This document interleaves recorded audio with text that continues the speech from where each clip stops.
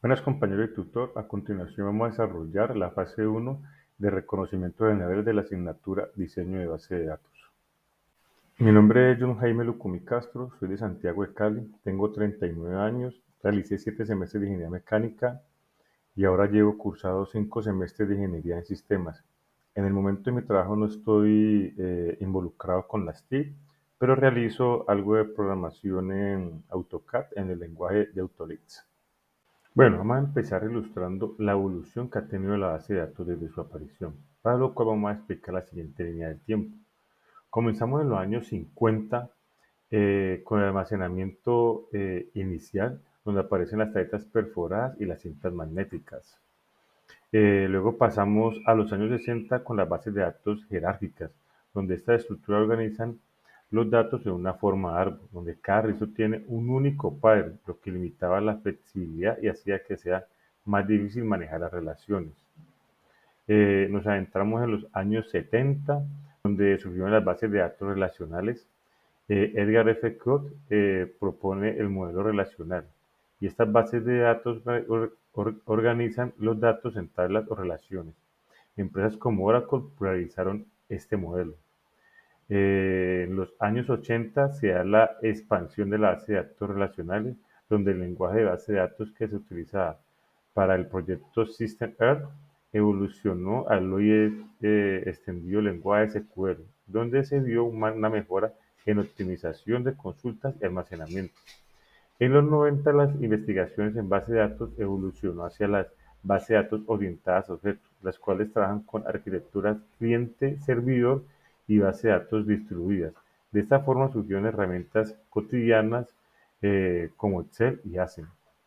Y llegamos a finales del siglo XX y nos encontramos con la aparición de la WW y por ello afectó a las bases de datos, ya que por este medio se facilitaba la consulta de las bases de datos.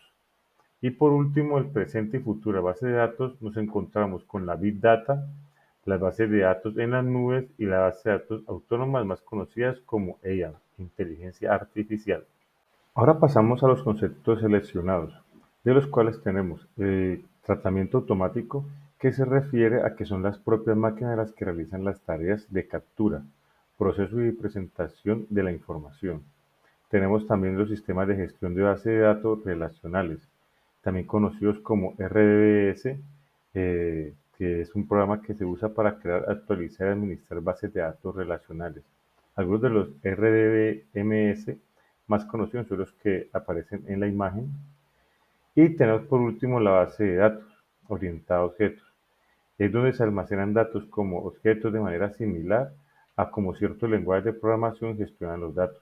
En lugar de tablas con filas y columnas como las bases de datos tradicionales, las bases de datos de objetos utilizan estructuras de datos complejos para presentar los datos.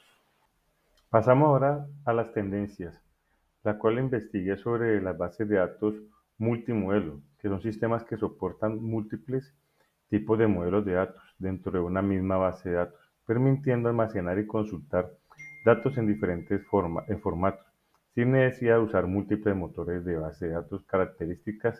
Las características claves son la flexibilidad, que puede manejar datos estructurados, semiestructurados y no estructurados. La eficiencia, que reduce la necesidad de integración entre distintas bases de datos.